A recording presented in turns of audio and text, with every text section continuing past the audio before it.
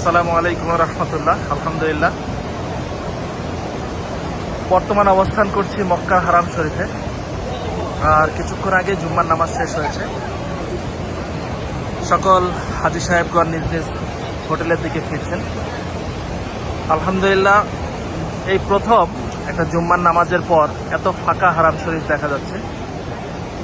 সুযোগই হচ্ছে এরকম যে হজ সফরে প্রথমের দিকে আসলে একদম ফাঁকা পাওয়া যায়, একদম ফাঁকা। যা চিত্র দেখছেন এটা এরকম এর আগে কখনোই দেখা যায়নি। সচরাচর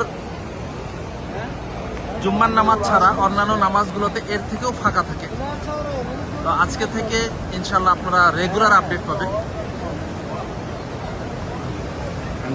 প্রচুর তাপমাত্রা, আজকে তাপমাত্রা আনুমানিক 42।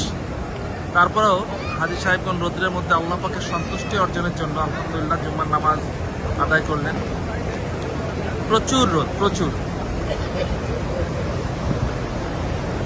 সকলের কাছে দোয়া চাই, যে সকল হাজী সাহেবগণ এখানে আসছেন হজ করার উদ্দেশ্যে, আল্লাহ পাক তাদের হজ কবুল মঞ্জুর করেন এবং হজ সফর পর্যন্ত আল্লাহ পাক সকলকে নেক হায়াত দান করুন, আমিন।